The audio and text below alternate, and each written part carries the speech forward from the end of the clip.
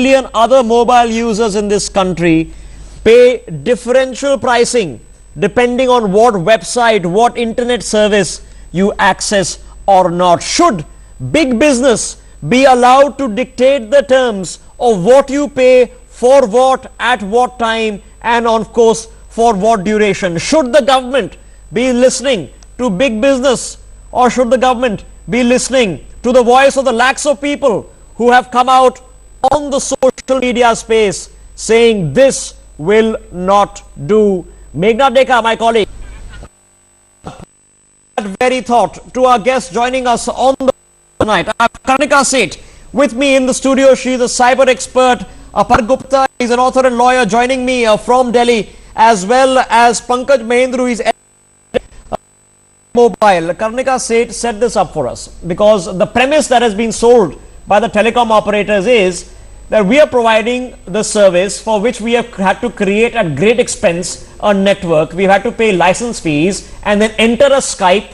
enter a Google, enter a WhatsApp. They piggyback on our network and they are the ones who make it on we.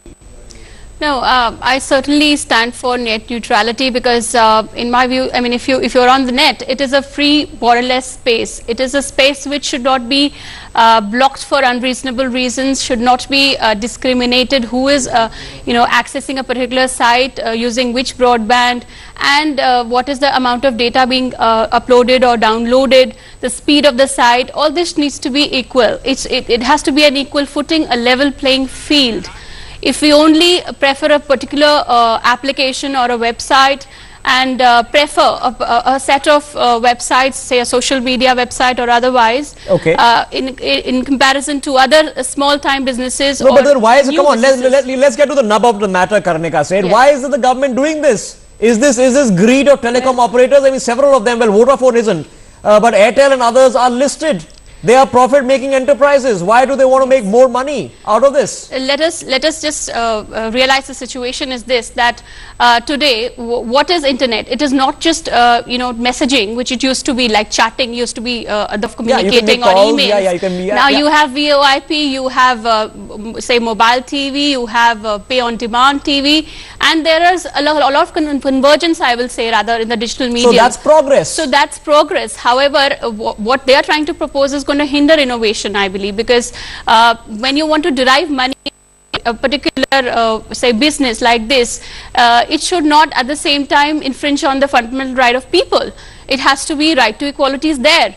And when we say freedom of speech, let's come back to the again the nux of the matter. So there's a TRAI proposal that's been set up, and several critics of this entire campaign saying is that the TRAI proposal has been done on the behest of the corporate telecom lobby. Would you feel the same? Now, corporate telecom lobby, they can generate revenues even otherwise. I mean, a lot of data which is being uploaded or downloaded, the amount of time which people are spending on the net is far more than what they would do on the telephone or on the TV. Okay.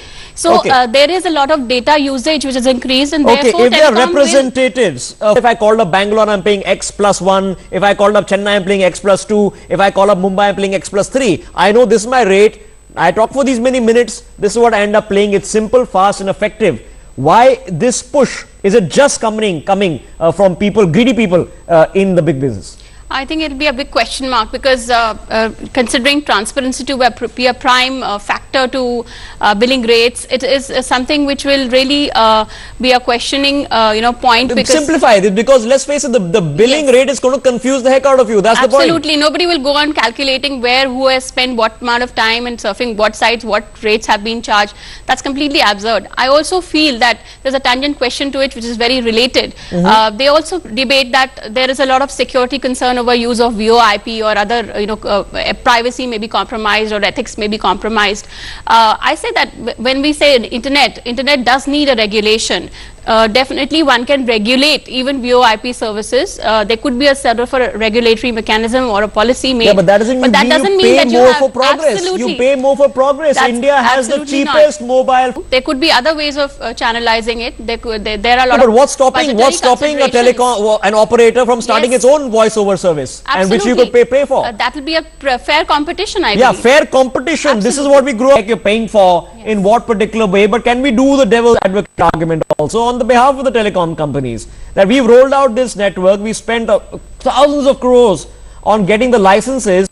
Why should we let other super rich companies like Skype, like WhatsApp, Google, Facebook, why should we let them ride off us? I think to a certain extent I do understand the question is correct, and it is a very valid point, because if you see the amount of investments which have been made into the infrastructure, they are huge, and new platforms or applications are being launched day in and day out which don't involve so much investment. And considering the profit sharing, I mean, there is no profit sharing, and the amount of take by the application provider. So there is disparity when it comes to generation of revenue and profits in the business. There could be a sharing of some profits, but on an equal footing, on a just like we have taxes, we could have something like that between. There are other options. There are other options available on the table. Next one.